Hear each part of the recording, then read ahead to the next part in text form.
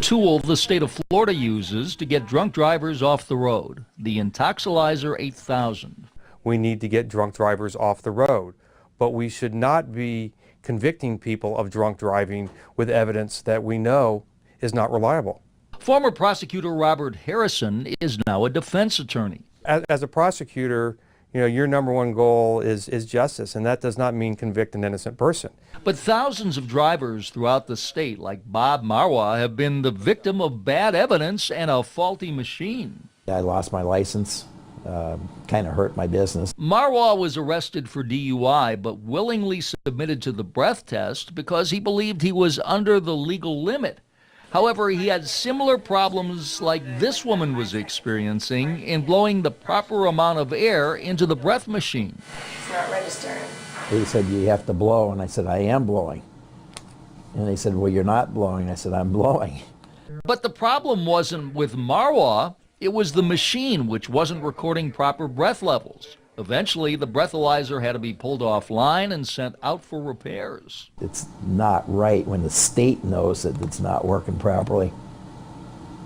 And there's emails to that effect. These letters show a Sarasota deputy noticed there was a problem recording breath samples and breath flow levels as far back as 2007.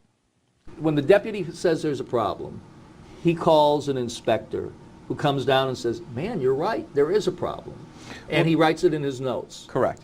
But that prompted this email from the head of the breath testing program, Laura Barfield, telling inspectors not to write down flow sensor problems in their field notes. FDLE knew there was a problem. Their inspectors were documenting there were problems. Correct. And the head of the department then said, don't document it anymore. I mean, keep a separate log or a spreadsheet. that maybe somebody doesn't even know that you're doing. Nobody knew that. Nobody knew that existed. So you would call that a cover-up. They were reporting breath volumes of levels that were not humanly possible. Meantime, Harrison discovered that a breathalyzer in Venice had a part replaced in 2008 and wasn't calibrated.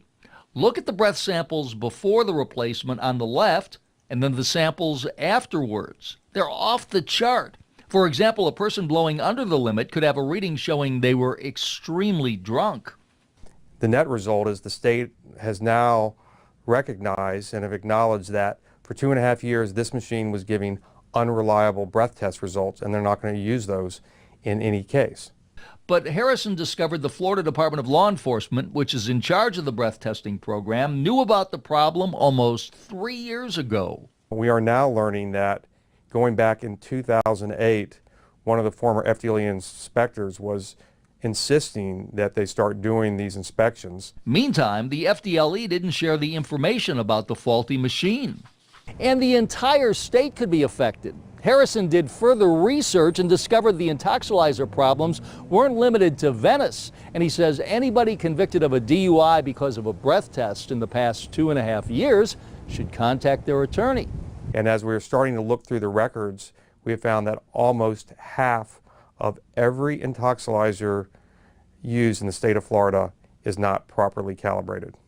And several, including Bob Marwa, who were arrested for DUI and were tested on faulty machines, have had their convictions thrown out. They ended up losing their license for up to a year, having their mugshot forever online, and spending thousands of dollars defending themselves. Not at all. You shouldn't be driving and drinking. But by the same token, if they're going to convict you, they should do it fairly. But it appears in many instances that's not the case in the state of Florida. Mike Deason, 10 News.